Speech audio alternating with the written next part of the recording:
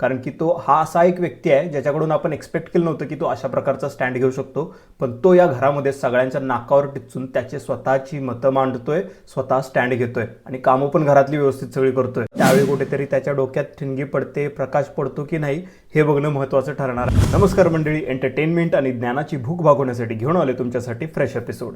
तर हा video specially आपल्या घनश्याम म्हणजे छोटा चेतन, नाही सॉरी छोटा पुढारी, नाही पुढारी पण काय म्हणतोय, पुढारी नाहीच आहे तो, नोकर म्हणायला पाहिजे त्याला। तर जोक बाजूला ठेवूया, हा व्हिडिओ स्पेशली घनश्यामसाठी आहे। घनश्यामचं या घरामध्ये नेमकं काय त्याचं अस्तित्व आहे तेच समजत नाही आहे, म्हणजे त्याला स्वतःची मतं नाही आहे, स्वतःचा असा काही त्याचा स्टँड पण नाही आणि याचाच फायदा सगळेजण घेत आहेत। सगळेजण नाही, निक्की घेते। तर याआधी आपण बघितलं की घरातल्यांनी सगळ्यांनी त्याला डबल ढोलकी म्हणून उपाधी दिली होती आणि ते खरोखरच आहे। तर या डबल ढोलकीच्याच उपाधीमुळे घनश्याममध्ये थोडीफार सुधारणा झाली, पण ती सुधारणा पण काय चांगली सुधारणा नव्हती, ते वाईटच होतं। पहिला तो दोन्ही टीम मध्ये वावरायचा, आता या घरातल्या विलन टीम मध्ये तो वावरतोय आणि तो निक्कीचा नोकरच बनलाय असंच सळसळ दिसू लागले। निक्की एक नंबरची चालाक चतुर चॅप्टर प्लेअर आहे। ती घरात आल्यापासून पहिल्या दिवसापासूनच तिने तिचा गेम सुरू केलाय आणि हे सगळं जगजाहीर आहे। आणि अशा चालाक चतुर अशा प्लेअरच्या हाती घनश्याम लागलाय। निक्कीचा स्वभाव बघितला असता ती हुकूम चालवण्याचा प्रयत्न करते, शिवाय तिला पर्सनल असं तिचा नोकर कोणतरी तिच्या हाताखाली हवाय असंही दिसतंय आणि तेच काम आता घनश्याम करतोय। तो निक्कीचा पर्सनल नोकर आहे हे आता सळसळ दिसू लागले। याआधी तिने सूरजला ट्राय करण्याचा प्रयत्न केला होता। गेल्याच आठवड्यामध्ये आपण बघितलं होतं निक्की सूरजला तिचा मेकअप बॉक्स कॅरी करायला सांगत होती, पण सूरजने साफ साफ निक्कीला तोंडावर नकार दिला होता। तुझी कामं तुझं तू करायची, मी नाही करणार असं स्पष्टपणे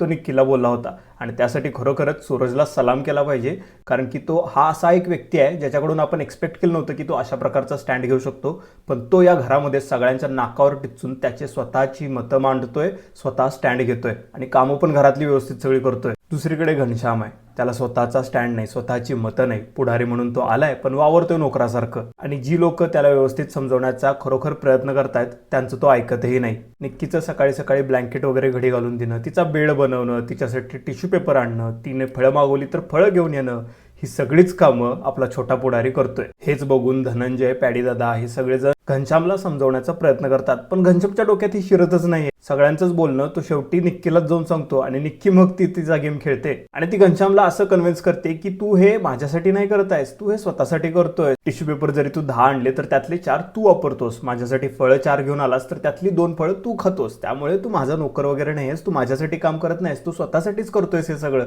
असं बोलून ती घनश्यामला कन्व्हिन्स करते आणि घनश्याम पण वेड्यासारखे हे मान्य करतो आणि त्याला वाटतं की बाकीची जी लोक सगळी समजवत आहेत ती चुकीचे आहेत आणि तो पुन्हा एकदा नोकरच बनून राहतो। तर खरंच आता दुसरा आठवडा चालू आहे आणि घनश्यामचं मुळात नेमकं चाललंय काय हेच कळायला तयार नाही। आता बघूया, शनिवार रविवारी रितेश देशमुख घनश्यामची कान उघडणी करतात आणि त्याला योग्य सल्ला देतात, त्यावेळी कुठेतरी त्याच्या डोक्यात ठिणगी पडते, प्रकाश पडतो की नाही हे बघणं महत्त्वाचं ठरणार आहे। तुम्हाला काय वाटतं घनश्याम बाबत आणि सूरजच्या या मस्तपैकी स्टँड बाबत, म्हणजे त्याला स्वतःची मतं आहेत, तो व्यवस्थित खेळतोय त्याबाबत, हे तुम्ही कमेंट बॉक्समध्ये कमेंट करून नक्की कळवा।